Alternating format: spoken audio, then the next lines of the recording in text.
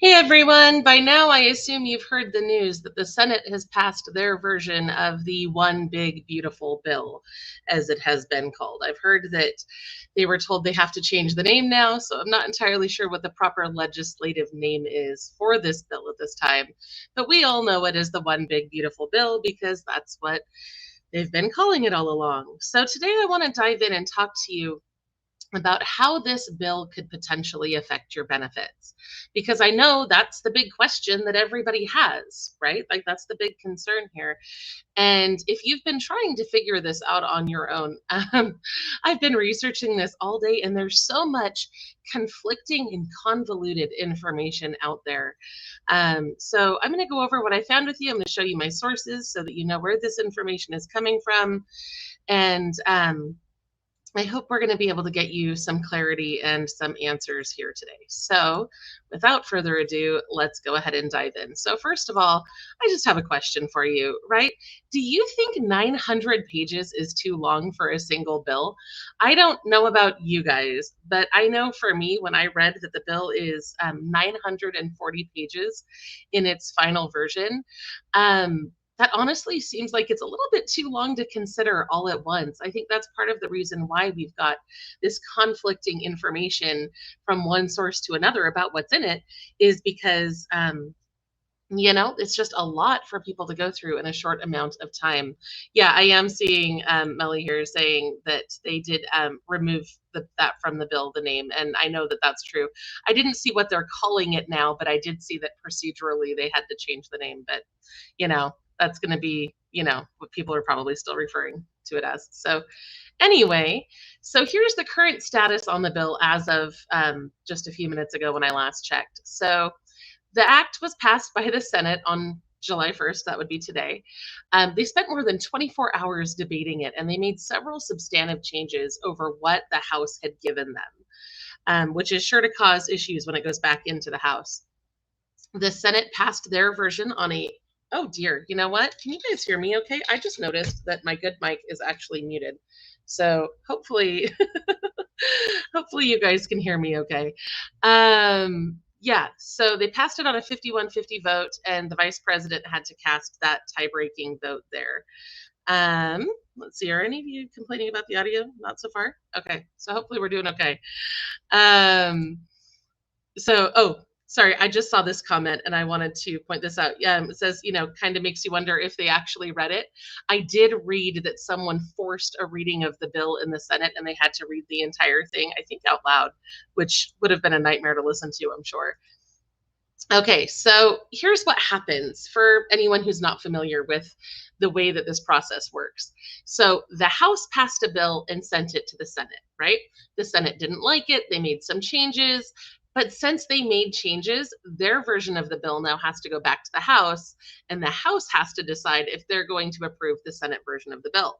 If the House makes more changes, it has to go back to the Senate again for them to approve it. So we could see a little bit of a back and forth here. I did see that President Trump is calling for them to just vote yes on it and stop making changes, because every time there's changes, you have to go back in and you have to convince more people, right? And it just creates problems. So the goal that they have set is to have this thing on the president's desk for a signature on July 4th. And that will all depend on how it's handled in the House. So let's see. Oh, yeah. And here's another loophole that I haven't seen enough people talking about, is that they used a special budget process called budget reconciliation. And they did that so that they just needed a simple majority to pass this. That's why it was able to be enacted on a 50-51 split, because they didn't need the usual 60 votes to bypass the filibuster and do all of the things. Now, that is helpful to them in some cases because it means they need fewer votes.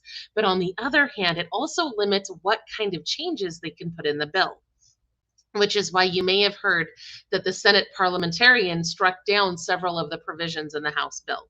So the House wrote this bill, they sent it over to the Senate, and then it had to go through a procedural process to make sure that the things they had proposed were even okay to put in a budget reconciliation bill. And some of those things were eliminated at that stage. I have a list of what was eliminated that we're going to go over here in just a minute. I just wanted to explain why that was a thing in the first place, because I know some of this can get really confusing. So yeah, so this is a quote from CBS. They said, they used budget reconciliation to pass the bill, which limits the types of policies. And so a handful of provisions that originally appeared were ultimately removed, including one that would have ordered the sale of public lands and another that would have paused state regulations on artificial intelligence. Now, I'm only mentioning that here because the last time I talked to you guys about the bill, someone mentioned why I wasn't asking about the AI. So just wanted to throw that out there in case that person is here on the stream with us today, that they did actually scrap the regulations on artificial intelligence as well. So some of the other things that were blocked, including banning Medicaid or CHIP for immigrants with unverifiable status, or I guess the way that they actually worded it was status that couldn't be immediately verified. So they also eliminated the thing about blocking SNAP for non-citizens or non-permanent residents, but I'm pretty sure that's already a thing. They also made some changes about lowering Medicaid funding. This is interesting here. This one about extending the farm subsidies. So at the first, that doesn't sound like something you'd particularly care about, right? It doesn't seem relevant to low income. But the reason that it would be a bad idea to extend those farm subsidies is that that's part of what drives the SNAP negotiation in the Farm Bill. Is you've usually got one side that's advocating for farmers, one side that's advocating for SNAP benefits, and they have to come together and work it out amongst themselves to get us a good bill. If they had extended the farm subsidies, it would have basically removed the incentive to negotiate about SNAP in the Farm Bill. So I'm glad to see that they scrapped that, because that would have really had some probably hefty consequences for SNAP later on if they ever get to that Farm Bill that's already super late. They also scrapped the 10-year ban on Planned Parenthood Medicaid funding, and they also limited the court's ability to issue injunctions on executive actions. So there was a lot of things that did get blocked, but there's also still a lot in that bill that is the same as what we've been talking about all along, right? This is supposed to be the big policy bill for this administration. So it still makes those 2017 Trump tax cuts permanent. It adds new tax breaks for tipped income, overtime pay, and seniors. And I have another video about how the tax break for tipped income is actually going to substantially harm low-income wait staff and people who rely on tips. It's gonna it sounds nice on the surface, but in all practical application, eliminating taxes on tips is going to make it harder for people to get the earned income tax credit, and it's ultimately going to cost a lot more for low-income people who survive on those tips. So I have another video on that if you're interested in how all that works out. The bill also increases the child tax credit, raises the SALT cap, repeals green energy initiatives, allocates billions to immigration enforcement, raises the debt ceiling, so on and so forth.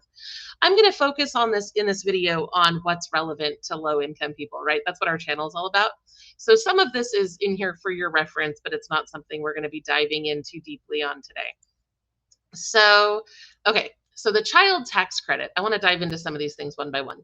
So the child tax credit is currently at $2,000, but at the end of this year, in 2026, it's supposed to go back down to $1,000. So they wanted to increase that. The House bill originally increased it to $2,500 with a plan to revert it back to $2,000 in 2028. The Senate bill that made changes made it a permanent increase, but lowered the amount to $2,200, which is $300 less than they asked for. The standard tax deduction was doubled back in 2017, and it's scheduled to revert to the old amount.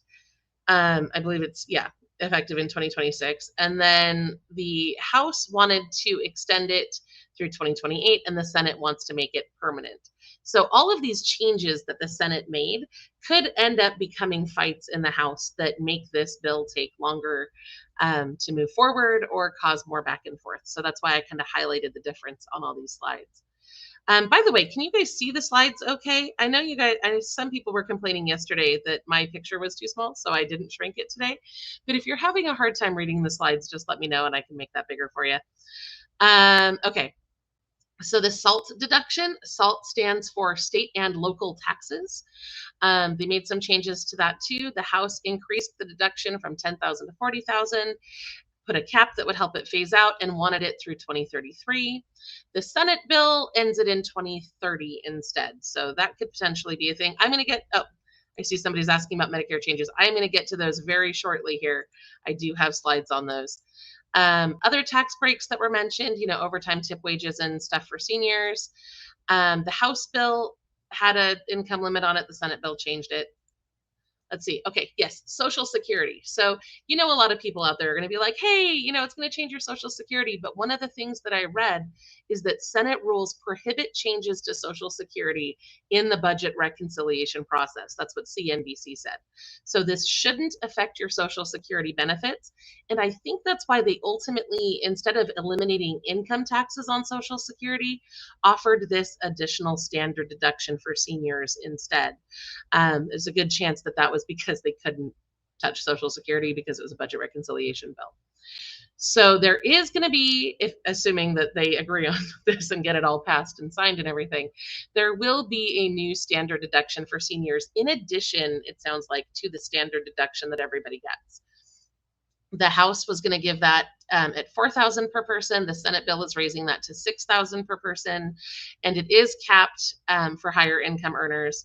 This senior standard deduction will expire in 2028, and I couldn't see anything saying that it's like a refundable credit. This is just a deduction. So if you don't owe taxes, I don't think this is going to help you in any way. But again, it hasn't been finalized, so we'll see how that goes. And I'm not an accountant, in like full disclosure too. This is all just based off of my reading on this. Oh, okay, yes, someone is asking for bigger slides, so I will make that happen. Hopefully that's better. Trying to keep an eye on the chat today as we go. Multitasking is not always my strong suit. Just to pause really quick here. So Sierra Nighttide is asking, what about SSI disability? Like I said, CNBC said that Social Security cannot be touched in this sort of a legislative process. So I didn't see any changes for Social Security disability. Okay, now we'll talk about how it affects SNAP, because I know that's another major thing that we address on this channel. Sorry, my brain kind of paused there for a second. So the Senate bill does include several changes for SNAP benefits, a lot of which we're not going to like, right? So they are pushing those work requirements for able-bodied adults without dependents. And they want to raise the age limit so that it applies to all adults between the ages of 18 and 64. It looks like there will be some limited exceptions for parents with children under the age of 14.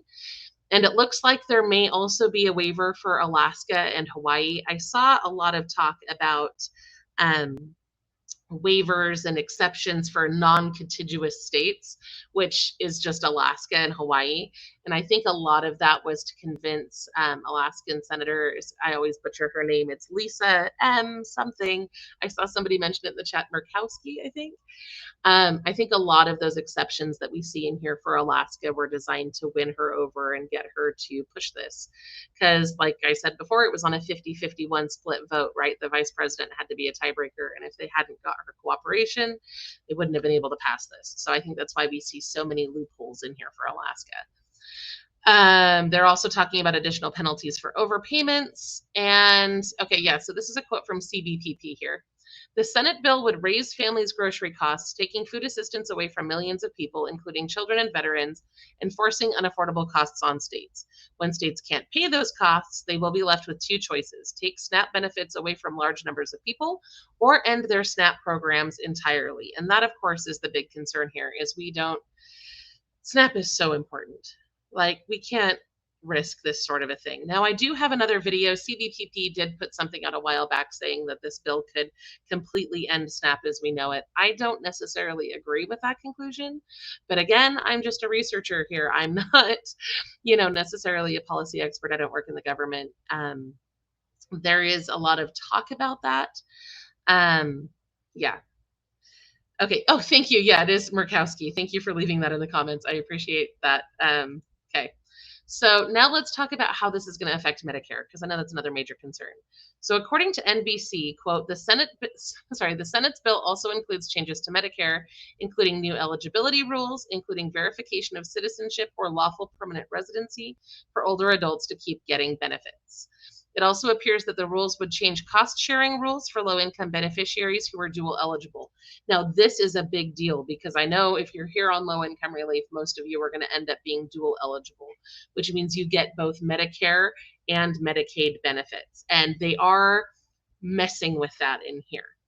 I have to tell you, Medicare isn't my strong suit. It is heckin' confusing, which is why I am so glad to partner with Chapter, because their licensed experts will get you on the phone. They'll talk with you one-on-one and help you sort through all 20,000 Medicare plans that are out there, whatever's eligible in your state. They'll go through everything that you could get and help you find the very best one for you. So if you are dual eligible, I'd recommend giving them a call. If anything goes down that changes how any of this works, my first call would be to Chapter, because they're going to be right on top of it. They're going to be informed about it, and they're going to be able to help you navigate whatever is going on. So you should be able to see that number in the ticker on screen. I love those guys. I recommend them to everybody, including my parents. So anyway, there's that. But they are saying that this could affect 1.3 million low-income beneficiaries who could see higher premiums and or cost sharing. And this is terrifying to me. But I wasn't able to see any details on that. And that's one of the things that's so frustrating about this, right? Is they have this big long bill, they had the House version published, they went in there, they made a bunch of changes, and now they're rushing it through, and none of us have been able to get through the text of the changes yet. So a lot of the details are still a little bit murky, and we're getting a lot of these vague statements. So I did just see somebody pop up in the chat here and say, what is Chapter? Chapter is a company that is solely dedicated. They're a Medicare company that helps people find the best plan for them. There's never any cost to anyone who calls in. They just sort through the different Medicare plans out there and help you figure out what's the best for you. We've actually had Ari here on the channel that's answered some questions and stuff in the past too. They're great people. Okay, so Medicaid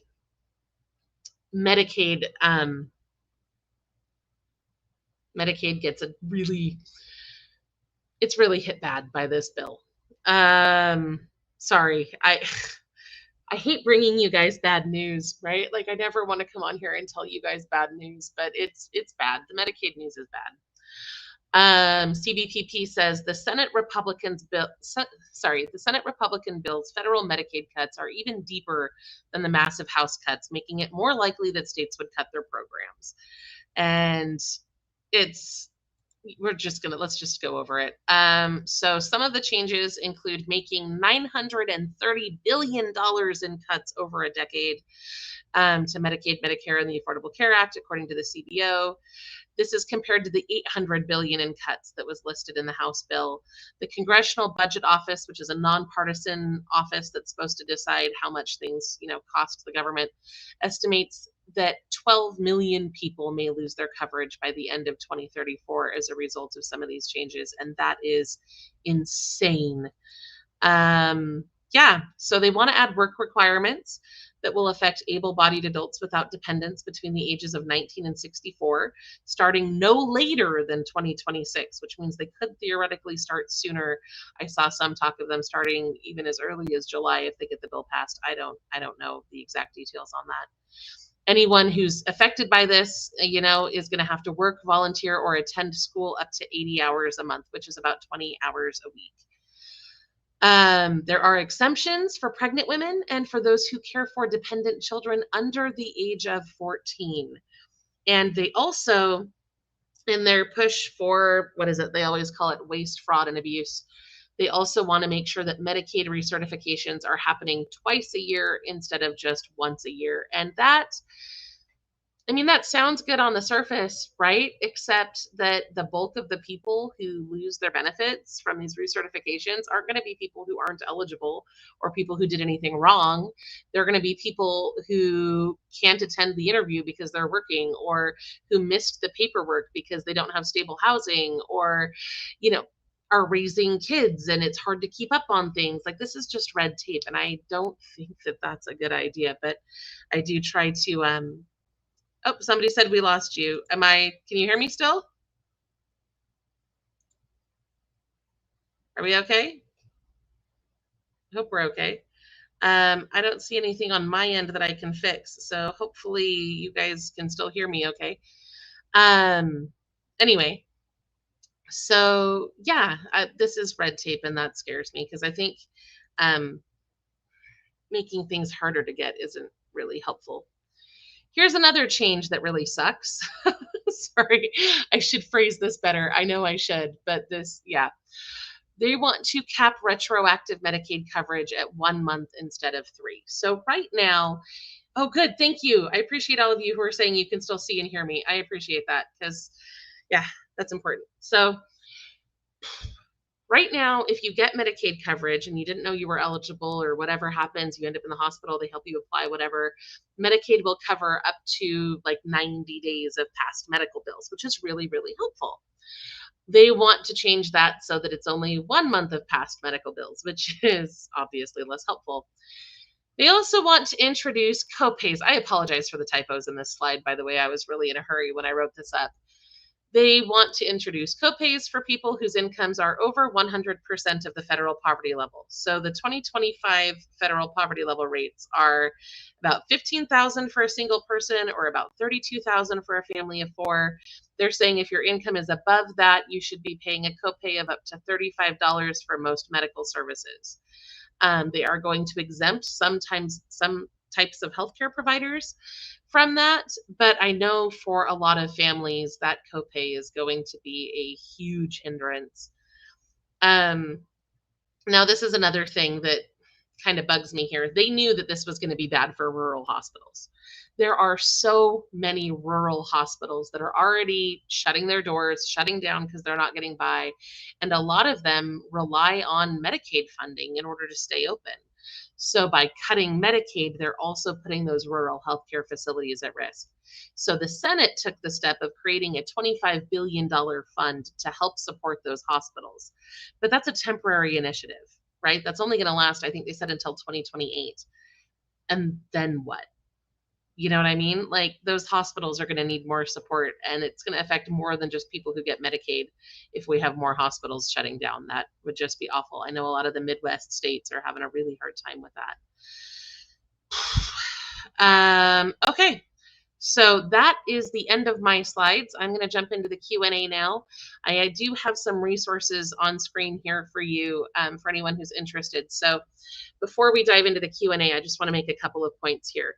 If you have a disability and you are not currently receiving disability benefits, the time for you to take care of that is now. Because you saw in these slides, a lot of people are talking about able-bodied adults without dependents. Now, able-bodied implies that you're not disabled, right? If you don't have some sort of documentation proving your disability, it's going to be a lot harder for you to get an exemption from those requirements. So if you haven't applied for SSI, you should do that. If you're eligible for Social Security disability and you haven't applied because it's a total headache, and don't get me wrong, I know it's a total headache. Our sponsor Injury Claims can help you if you follow this link right here, lirlinks.com/ssdi. They can connect you with an attorney who can help you. They don't take any money up front. They'll help you fight for it. And I mean, that's useful, right?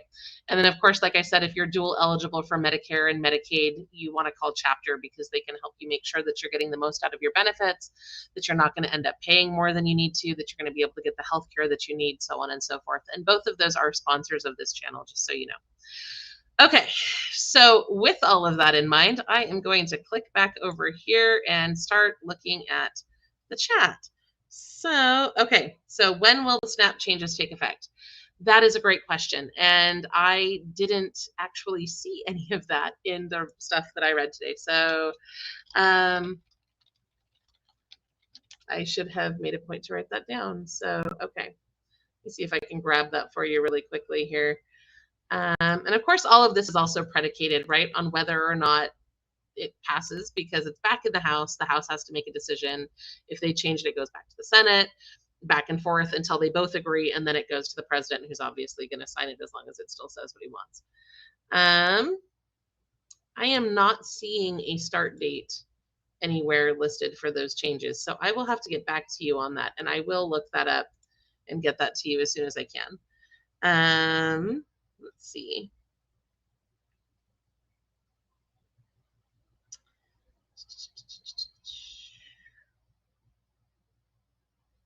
Yeah, I mean, you're not wrong, Sierra. It's going to take longer to get disability now because of this as well, because a lot of people are going to be going and filing. Yeah. Oh man, do we have somebody in here who's being rude? I'm seeing comments that make me think that somebody in here is. Let's see. Okay, yeah. Okay, so to answer this, if it's obviously going to take time to get SSDI, right? That's not a quick process. I have a relative who's been going through this process recently, and she's been getting assistance in the meantime because they know that she's in the process and it's pending. Now, when she got her first denial, and most cases are denied the first time, she was told that she was then going to have, only a couple of months before they were going to cut the benefits. But then if she appealed, it sounded like it was going to stay protected. So, and of course, this is anecdotal, right? This is based on my relative's experience here. But I would assume that as long as you are in the process of pursuing disability benefits and you stay in the process, whether that's by filing appeals or doing whatever you need to do, that you should be okay. And you should be able to talk to somebody and not have to fight so hard against these things. So, yeah, hopefully that answers that. Let's see. Ralph says, I was getting 205 and now I get 63. I'm assuming that's SNAP benefits. If you're on disability, go check out our video that we did. I think it was last week about how to get more if you have disability, because the medical exemption is huge and it can really, really help. Let's see. Okay. Oh, I really need to find a new streaming tool because every time I go to click on something, it jumps all over the place and then I can't grab it. Okay, so this comment says dual eligible. I even get an Advantage plan. Yeah. So Medicare is confusing, and honestly, part of me don't quote me on this, but part of me suspects it's confusing by design, right? Because people can't use benefits they don't understand. And I see that a lot in a lot of the programs that we report on here, how there's just intentional red tape that makes it hard to understand what you should be able to get and what you should be able to do. When it comes to Medicare, I always recommend calling Chapter. They are licensed, and they're licensed in every state, so they can help you figure out how it all works and how to get what you deserve. I am not licensed, so there's a lot of things that I can't speak to. So I would definitely call them. Their number's down at the bottom of the screen. It's also on the slide there. They also have a website, but yeah, they should be able to help you figure out how your Medicare works best. Let's see. Trying to catch up here.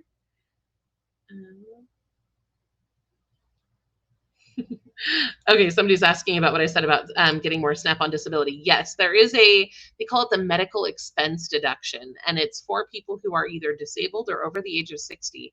And if you're spending more than $35 a month on out-of-pocket medical costs, it includes all sorts of things like mileage to and from doctor's appointments, obviously any prescriptions, over the counters that are recommended by your doctor, even like food for a service animal, all sorts of things that qualify on that. If you're spending more than $35 a month, you can submit a special form and potentially get more in your SNAP benefits. We did a whole video on that. I highly recommend checking that out. Are we going to be taxed on Social Security now? So some states still tax Social Security. I actually just worked on another video this morning about this. I found out they introduced the Social Security tax in 1983 when the Social Security Fund was on the brink of insolvency as a way to shore it up. And so some states currently do tax Social Security. A lot of them don't. And it only, to my knowledge, it only affects people who are over a certain income level. They were going to eliminate Social Security taxes. That is one of the things that originally we were told this bill was going to accomplish. But let's see if I can jump back in the slides. It's in here somewhere. Yeah. CNBC said that Senate rules prohibit changes to Social Security in the budget reconciliation process, and that's how they chose to handle this bill, so that they didn't have to fight for 60 votes instead of 50. So because of that, it sounds like they weren't able to remove the taxes on Social Security for the higher income earners. So there we go. Let's see.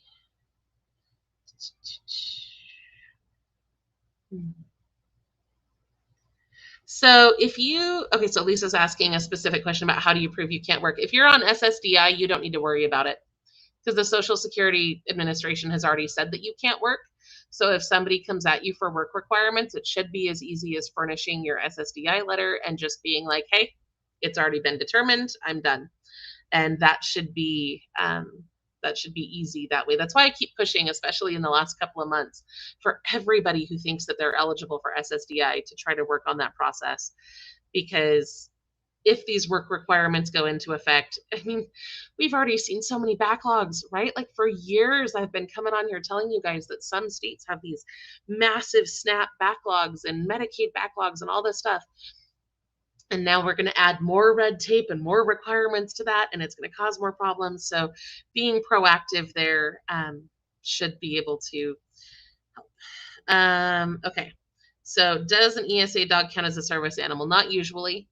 Usually it has to be a trained service animal that is trained to do some sort of physical function. Let's see.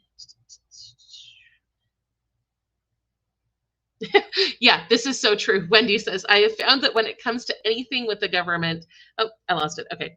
Government and services, if you don't ask, they don't offer. That is 100% true. That's actually why I started low income relief, right? I don't know how many of you have heard our startup story. But I started this because my husband got med boarded out of the military and we didn't have anything and we didn't know anything. And when I started to find help, I realized nobody knew about any of the things that were out there. And so I just started sharing what I learned, and now it's been my full-time job for 10 years because you guys are awesome. So I love being able to do this and helping you guys find the things that they don't tell you about. Okay.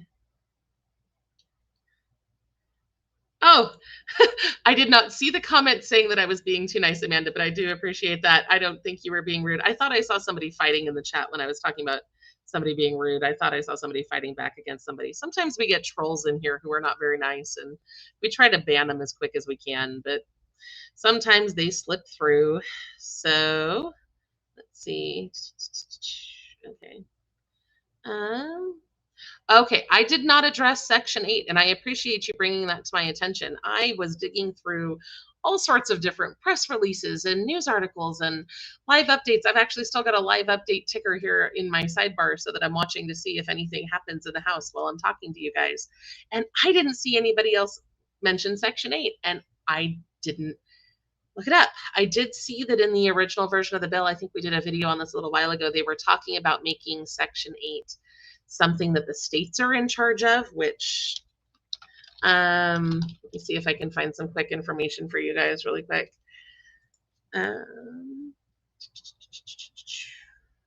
Yeah, I probably shouldn't just sit here and dig into it while we're on the this is how my brain works. I got a little bit of ADD. I'm like, ooh, I want to dig into that, but I don't want to make you guys watch me do the research.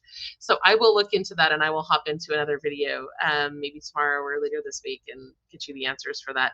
I don't know if Stephanie's here in the chat, but if she is, or maybe if any of you could do this for me really quick, just make a note of the questions I'm saying I'll answer later and then email it to tips@lowincomerelief.com so that I don't miss anything. Okay. Yeah, so this is something I noticed too. Pages saying SNAP changes are 2028 and Medicaid, oh man, where did it go? Medicaid is 2026 right after the midterms. I did notice that about this bill. And I try not to get hyper political on here because I know we got people all over the spectrum, but I did notice that a lot of these changes are timed so that the good stuff is going to expire right about election time, the next time we elect a president, and a lot of the bad stuff isn't going to go into effect until we have a changing of the guard as well. And that is really frustrating because it makes it hard to track the impact of different changes, right? Anyway, I'm not going to opine on that, but I have thoughts. Um, yeah. So yeah, I will definitely. I'm seeing a lot of questions about Section 8. I will definitely dig in, get some answers for you, and do a video. I know a lot of times when I do housing related videos here on Low Income Relief's main channel, they don't perform very well, and YouTube just doesn't like showing them to people. So when we do the Section 8 video, it might actually be on our secondary channel, which is called Fast Facts by Low Income Relief, which is where I put all of the things that the algorithm doesn't seem to like me making videos about here on the main channel. So I'll go ahead and drop this link in the chat for you guys really quick. This is the only second channel that Low Income Relief has. But if you want additional details about what's going on with things like Section 8, it would be a good idea to subscribe to that second channel as well. Yeah, I'm worried about LIHEAP too. They are trying very hard to gut it, and I didn't see that the Senate made any changes to that part of the bill, but I will also investigate that because that was an oversight that I definitely need to correct. I need to find out what's going on there. Similarly, I see somebody who keeps asking about IHSS too. There is a lot of state-specific stuff with IHSS, so I will do that in a separate video as well, just because that's going to require quite a bit more research from me. Oh my goodness, I wish my chat would stop jumping all over the place. Like, I love that you guys are talking. I just wish that I could actually, like, you know, see what's being said before it moves. Okay, let's see. Yeah, energy assistance would fall under LIHEAP, and they are trying very hard to get that, and that's extremely stressful.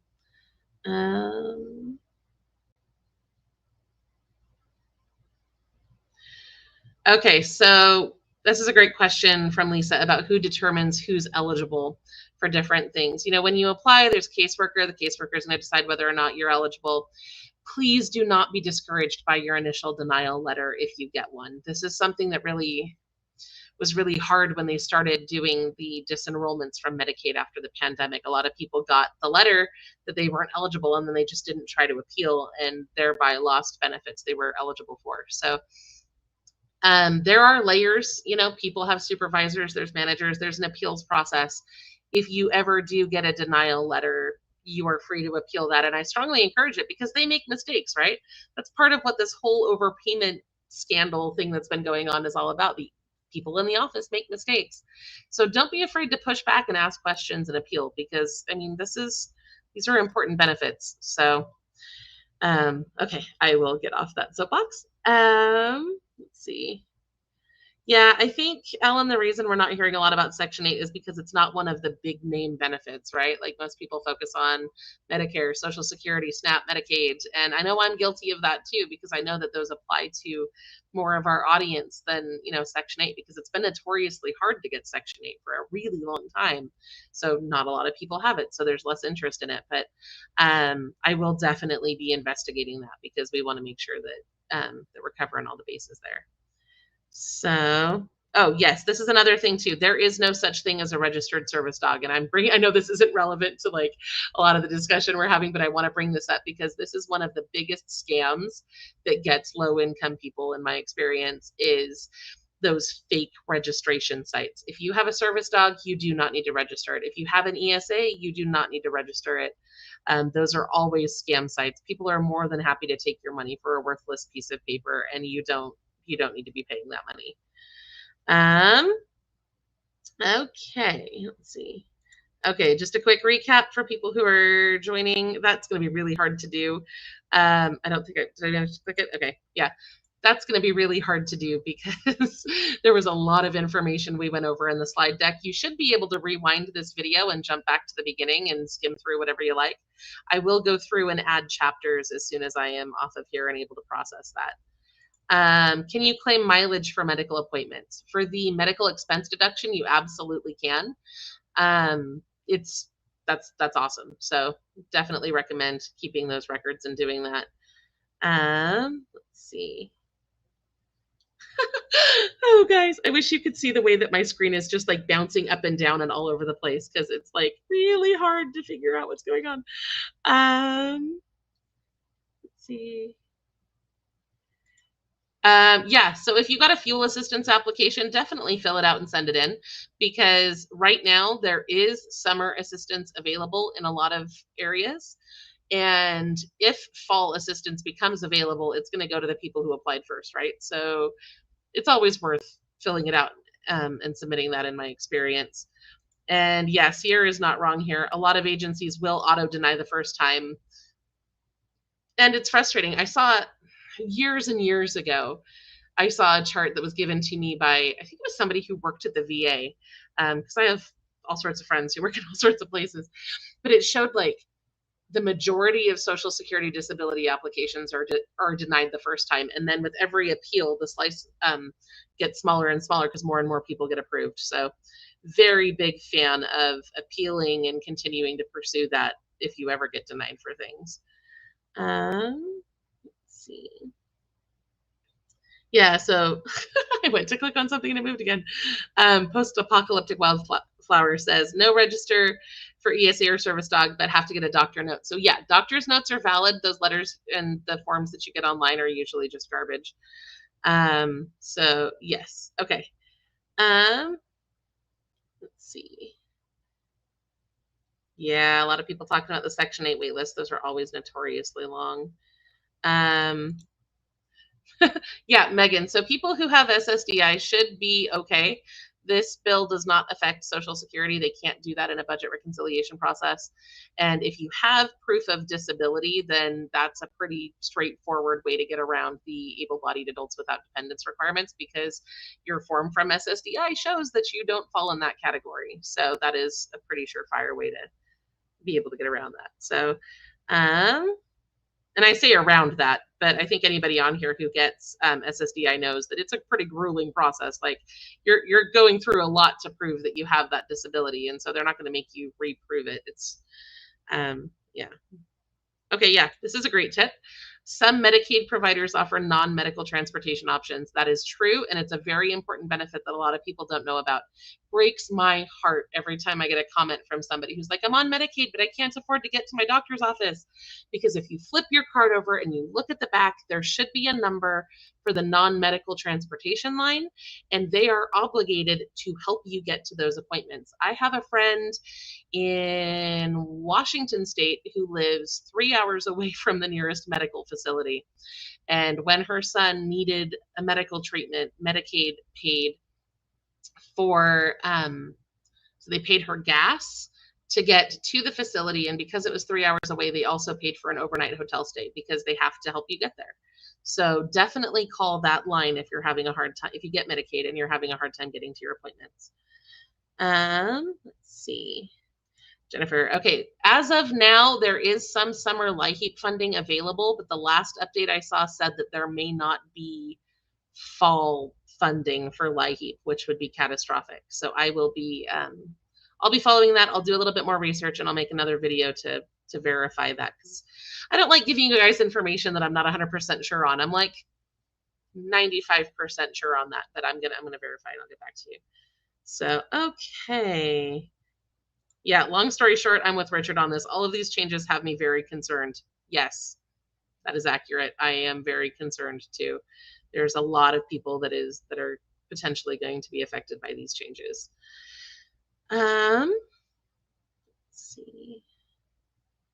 Alrighty, I am having a really hard time keeping up with the jumping here. Okay. It looks like my technology is just going to make this really difficult. So I'll tell you what, I am going to go ahead and jump off of this live stream, but I am going to keep tabs. I'm going to go back through the chat. I'm going to keep tabs on the comments, and I'm going to make a list of the videos that we need to make to get your questions answered, because I don't want any of you to feel like you're not getting the answers that you need. I'm more than happy to do the research for you guys and help you figure out all of this stuff. So, it's just hard for me to track, because I honestly wish that I could turn the camera around and show you guys the way that my screen is wigging out. Thank you for being here with me today. Thank you for watching our videos. I really appreciate you guys. You're wonderful. And I mean, even if this thing passes as it sits, and even if there are cuts and things get hard, my team and I will still be here to help. in any way that we can, find whatever is left, look for the hidden programs, do what we can to help you guys get by, because you all matter to us very, very much. So I hope you have a wonderful day, and I will be back to talk to you guys again soon.